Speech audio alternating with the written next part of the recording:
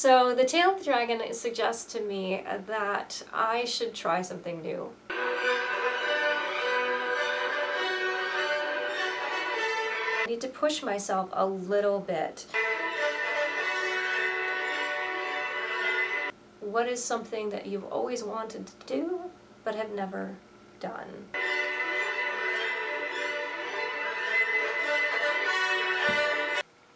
Hello, my fair friends. I'm Ruby Ruse. This is Baby Bunny, of course, and welcome to Fairy Fortunes.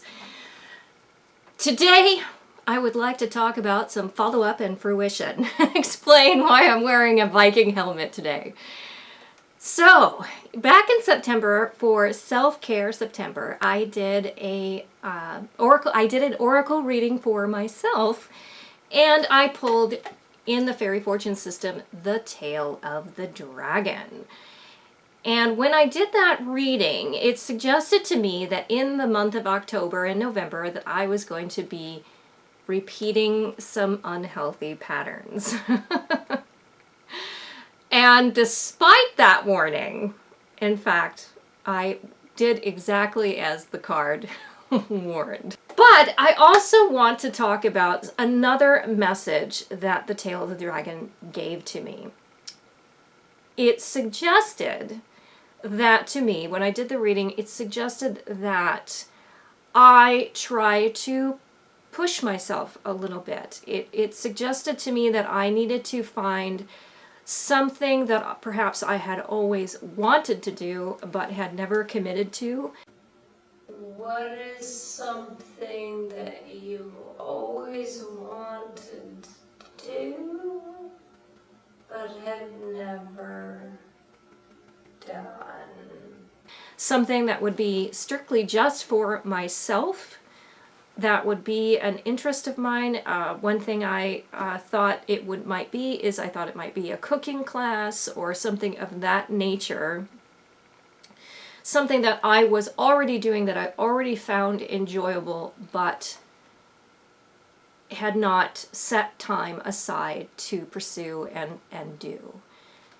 And shortly after that video, the 1st of November came up, I was reminded that November is National Novel Writing Month. So what the emblem for National Novel Writing Month, and I have my wonderful National Novel Writing cup here, and for short they refer to it as NaNoWrimo. So this is my NaNoWrimo cup. And the emblem for National Novel Writing Month is a Viking helmet. And I think part of the reason for that is that when you set out, because the whole process of National Novel Writing Month is that you set out to write a 50,000 word novel in 30 days. And let me tell you, that is a heroic undertaking worthy of the Vikings.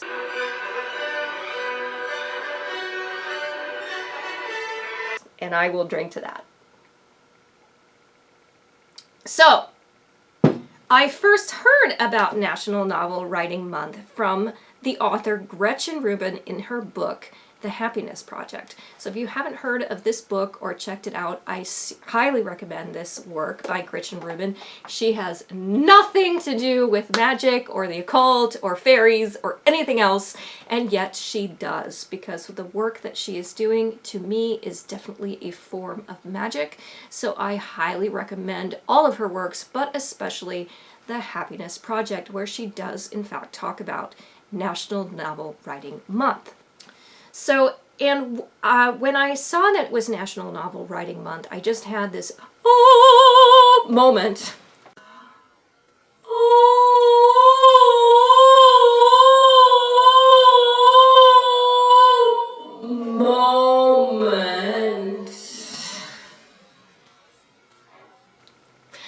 And knew that that was the specific project that the Tale of the Dragon was talking about, because for all of my life, and especially in my childhood, I was obsessed with writing.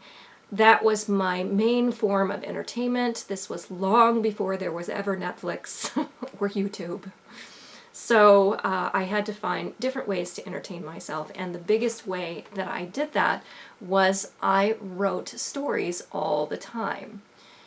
But I was very much struck by something in The Tale of the Dragon's message, because as some of you already know, if you are subscribed, you know that each of my fairy cards does have a little song that goes with each of them.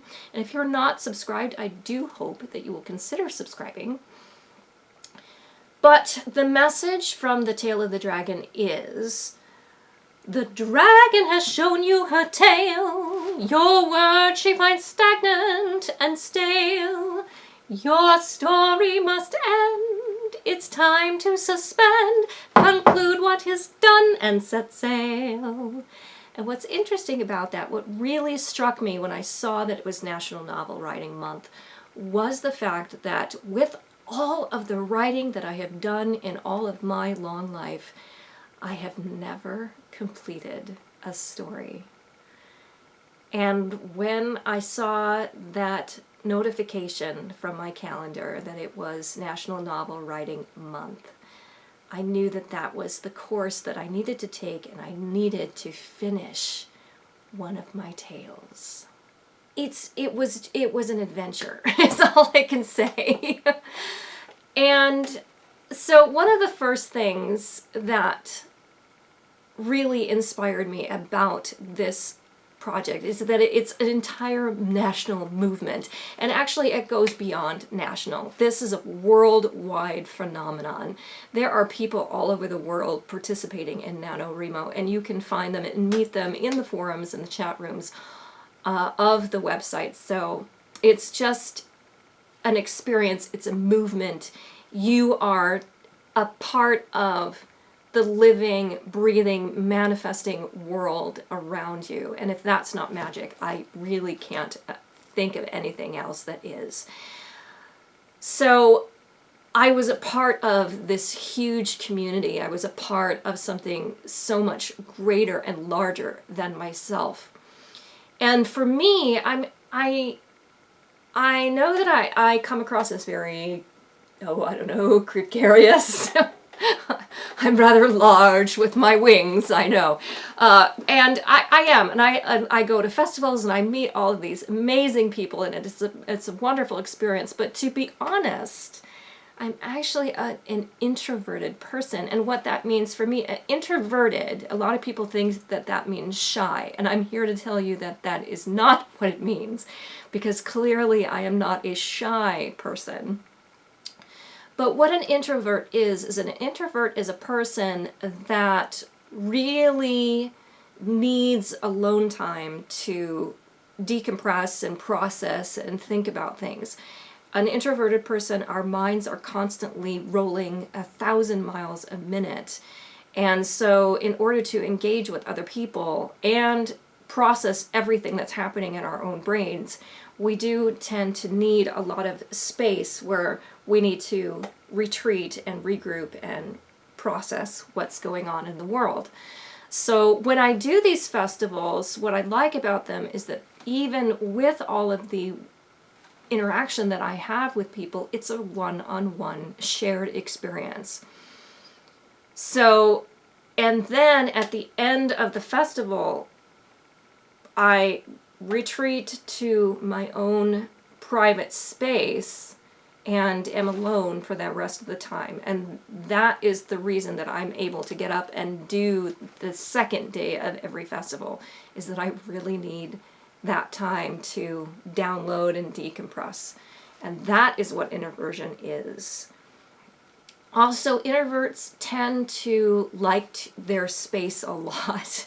So we tend to be home buddies, and sometimes it can be very difficult to get us to commit to go out on adventures and leave our comfort zones. We tend to be very practically minded people. We like to know where everything is. We want everything to be kind of predictable. So making us leave our homes that we've had set up the way we want them exactly, usually, is sometimes difficult to do. So sometimes introverted people tend not to be very adventurous. So what I really enjoyed about NaNoWrimo was that I was adventurous because they encourage joint participation with this. You can find companions, buddies that they call them, on the website, and the idea is that the 2 of you or 3 of you or 10 of you, whatever you have, really inspire one another and root for each other and give each other positive affirmation and the cheerleading that you need to power through this huge undertaking, which is 50,000 words in 30 days. So they also encourage events. So when you sign up for the website in the month of November, they have writing groups that you can go to. They have what's called a write-in event. And so I decided that I was going to participate in some of these write-in events. So blindly, not knowing anyone at all, I went off to some of these write-ins, and that was an adventure all of itself. And what I found from that is actually getting out of my comfort zone, going on these excursions to sit and not talk to other writers. That was kind of the situation, is that you don't really talk. You just all gather with your writing devices and you write. So, but I went to all of these interesting places to work on my novel. I went to a place called the Robust Cafe. I went to this this bar in Chicago called Beernicious. And these were just places that I had never heard of, and were just inspiring places to be. And I met these incredible writers, and it was exactly as the founders of NaNoWrimo had said on their website. It was very inspiring, and I do think that these people that I met really were cheerleaders for me that helped me get to those 2 final words of the end in the month of November. Another place is, like I said, I was so impressed with the amount of writing that I was able to accomplish when I did leave that comfort zone, when I did shake up my routines, where instead of being distracted by Castiel and Crowley and Bing and also Lion, who you've never seen or met on the channel, those are my cats, for those of you who are new to Fairy Fortunes. So when I left them and went out into the world and shook up my routines, the amount of writing that I was able to accomplish in these adventurous spaces was amazing. So I had such a great time and really had such a great experience being adventurous that there wasn't a write-in on a weekend that I had available that I'd set time aside that I was going to write a lot on that day. And I couldn't find a write-in for that day that I wanted to do all of this writing. So I decided that I was going to just have a little solo write-in of my own. And I was able to find a place called Hex Coffee Company in Chicago. And they are darling. They have amazing food. I did post some of the pictures on my Instagram. So if you are not following me on Instagram, I will also have those links for you down below so that you can check out some of the pictures that I have from Hex Coffee. And if these places, I'm sure they have websites, so I will make sure that I link these websites in the description below. So just going on these adventures was amazing. So I travel all over the place, but it's really quite an experience to travel close to home and really explore places that are right in the city where I'm currently living, which is Chicago, Illinois. So it's just an amazing experience finding these new places. And in fact, Robust Cafe wound up in my novel. How about that? So I think another thing that really got me to that 50,000 word finish line on November 30th was the fact that there was this very clear goal and deadline. I didn't have time with those factors to consider whether or not my story was good enough. It was more about just getting those words on the page and just powering through the story. And I think there's something to be said about that. As I said, I mentioned that I'm an introvert and I'm constantly in my own head listening to all of the things that are going on in there. And so with my writing, I think one of the reasons that I never had finished one of my stories is that I would get so distracted and start a new one, or would say to myself, that's not the direction I want to go with that story. I'll start a new one. So I never gave myself the opportunity to power through and finish because I was too busy judging whether or not the tale that I was telling was good enough. So with that forceful deadline, with that powerful 50,000 word goal, you just do not have time to go back and edit and worry about whether that story is good enough. So that was amazing for me. And that's actually one of the points of NaNoWrimo, is that it is designed to get you out of your head. That goal, that 50,000 word goal, that crazy writing schedule, it is intended to get you out of your head so that you can just tell the tale. And I think that that's so important, that you silence this inner critic that you have in your head that's constantly judging everything that you're doing, is that this gives you an opportunity to silence that and just focus, which is compelling. And to be honest, a lot of what I wrote I think is terrible. I think it's awful. It's horrible. It's not worth reading. But it is a rough draft.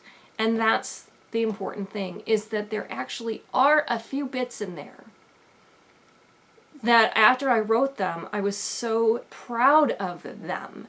And had I allowed that inner critic to come about and tell me that it wasn't good enough, I never would have found out that haircuts are so darn creepy. So I ended up, now this is a rough draft, but there are pieces in this story that became a tale that I knew that I personally would enjoy reading had it been written by somebody else. So that was worth learning. And I have to echo what I've heard numerous people that have completed the NaNoWrimo challenge and written all of those 50,000 words in those 30 days, is that there was this incredible feeling of empowerment when I wrote those final words, the end. It was epic. It was worthy of Wagner.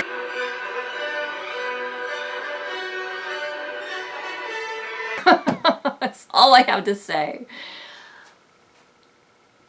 And it made me feel that I could do anything. It made me feel that if I wanted to accomplish climbing Mount Everest, that I could do it. And it just really opened up 1,000 possibilities.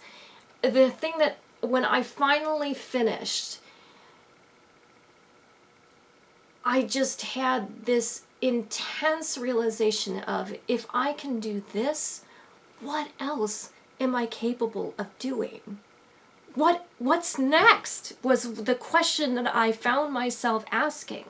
Not in a defeatist way, but in, oh my gosh, look what I've done. What can I do next. And it was empowering. So it was so worth doing just to find that one moment. And oddly, you know, you have to, if you want to accomplish this goal, you really, within 30 days, you really need to write 1,667 words per day. 1,667 words a day for 30 days. And actually, that is a pretty mounting task. It's challenging. It is. But what was so strange about this is, like I said, in the month of October, I was so busy and I got so stressed out and I left my exercise plan and I stopped eating healthy and I didn't get the sleep that I'm so devoted to, all of these things. But oddly, with trying to crank out this 1,667 words per day, it was so bizarre. I was eating. I was sleeping. To be honest, I did not keep up on my exercise plan. I'm just going to let you know that one thing did go, and it was my exercise plan. So, the house was clean. My little domicile was clean, and Bunny often lets me know that I'm not the greatest of housekeepers. Well, I don't have any brownie blood in me. It's just not there. So I have issues with that. But that said, the house was clean during the month of November. I had laundry done. This is incredible. I think what it is I think when you are dedicating time to something that you love doing, it just gives you energy to get through the day and to help you do the things that maybe aren't enjoyable in the moment, but create a space of happiness. The reality is that when my home is clean, I'm happier. When I have clean clothes, I'm happier. Now, I may not enjoy cleaning. I may not enjoy washing my clothes, but the after effect of that is something that adds to my happiness. So they are things that are worth doing. But I think when you are devoting time to something that makes you feel complete, that makes you feel happy, happy is the word, it just gives you energy to get through the things that are less entertaining in the moment. And it just, you start to create this world around you that just inspires well-being and health and even more happiness. So, and to go with that theme is actually the last week of November. I had a terrible, terrible struggle. I had to deal with a very dark moment in my life, and I struggled with a very large loss. But what I found was that I didn't completely lose myself in that sense of loss. I was able to sit with my sadness. I was able to be sad, but I didn't completely tip over and lose myself in the sadness. There's a complete difference from owning your sadness and knowing that you're sad and processing that sadness, and then just losing yourself and drowning in the sadness. And sometimes I have a tendency to go too far. I don't swim very well in sadness sometimes. But what I found is that, and the NaNoWrimo site actually lets you see a graph of your process. So it lets you see like your upswings and your downswings. And I did notice that there was a very marked decline in my word counts during that week. But I think that if I hadn't been participating in National Novel Writing Month, that I probably would have tipped over and started drowning in that sadness. And it was the project, it was the deadline, it was being committed to something that had meaning to me that kept me afloat and helped me swim through that sadness. So that was also something completely worth learning, is that maybe when we are, like I said, we don't ever want to, there are no negative emotions. There are no negative emotions. There are simply emotions. So we never want to push sadness away and not allow sadness to be there, because sadness is important. It has so much to teach us. But as I said, there's a difference between swimming in that sadness and being with that sadness and holding that space and drowning in it. So I learned that maybe the best course of action when you're sad, even when you don't want to, is to pick up something that has great meaning to you and making yourself do it even when you don't feel like you want to. So it was an incredible learning experience to understand that happiness is a part of the human experience and that it has its place right beside sadness. And that we need to strike a balance between opposite emotions and make sure that they have equal play in our lives. So finally, what I learned after this completion is that they talk about it on the NaNoWrimo site, and actually they also, the founder, Chris Beatty, has a book called No Plot, No Problem, which I also highly recommend. However, I am very glad that I read his book after I participated in my first National Novel Writing Month, rather than trying to read it beforehand. And the reason for it is this, is that in the book he makes clear mention of the fact that a large percentage of people do not make it to the 50,000 word finish line.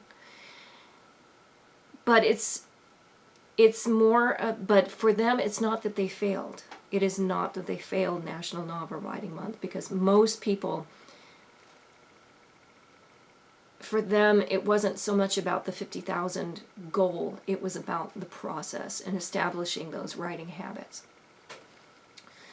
But I think that if I had read that before I did National Novel Writing Month, that I probably wouldn't have completed it. Because I would have had it in my head, oh, most people don't complete it, so it's okay if I don't. I needed a little bit of extra push.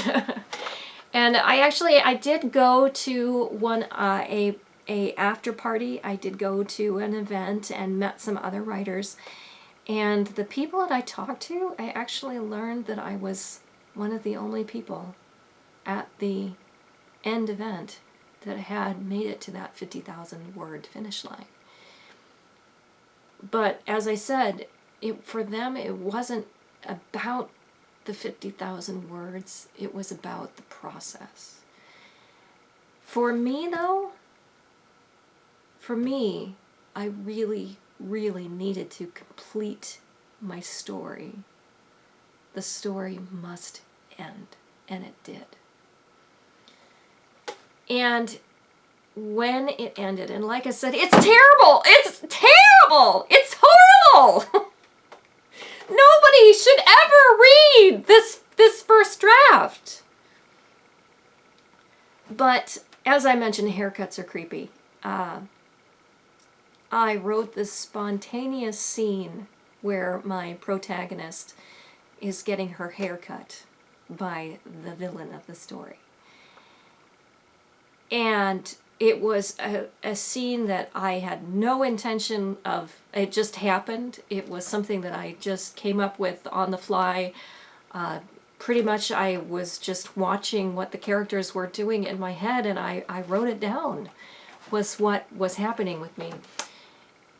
And so there was a haircut in the story.